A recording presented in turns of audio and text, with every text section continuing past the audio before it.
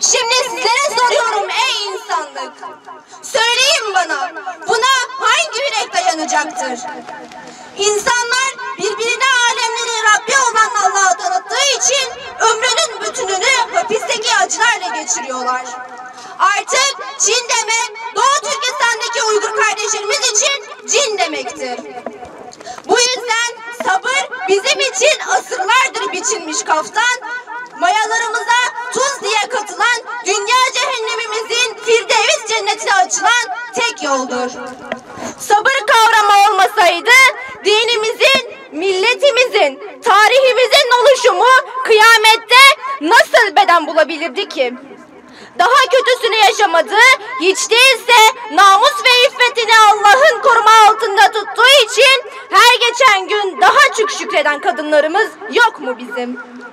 İnsanların gözünde çaresiz görülen kadınlarımız, cihana cihat ve direnme ismiyle nam almış erkeklerimiz yok mu bizim? Vatanını dini yolunda şiar edinmişler değil miyiz bizler? Yıllardır üzerimizde tasallut bulunan kafir ehlini yıkmaya bakışlarımızdaki korkusuz yiğitlik yeter. Onların yaşamı elindeki silahları bize doğrultmakla değil, bakışlarımızı az zaman görmediklerinde olur. Onların rahatlığı bizim gölgemizin enselerinde gezinmediğindedir. Onlar bizi değil, biz onları hapsettik.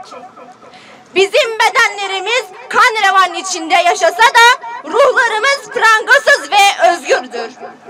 Lakin biz onları tellere çevrili duvarlar arkasında her an bir Müslüman Türk'ü gelir, her an bir Müslüman Türk gelip bizi öldürebilir endişesiyle yaşamaya mahkum ettik. Sandılar ki Türkistan arsaları onlarındır. Evet, Türkistan'ın bedeni Çin zulmüne esirdir. Lakin Çin'in hem ruh hem bedeni asırlar önce atalarımız ve dindaşlarımız tarafından zaten esir edilip forsa adlandırılmaya mahkum kalmıştır. Şimdi ben buradan tüm bakanlığa ama en önemlisi tüm insanlığa sesleniyorum. Doğu Türkistan'da kandaşlarınız, soydaşlarınız, bacılarınızın namusları yok ediliyor. Erkeklerimizin gururu inciliyor.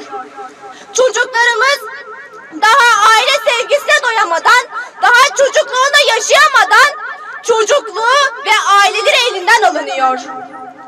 Ey kardeşlerim, şimdi oturun bir düşünün. Elinizi vicdanınıza koyun.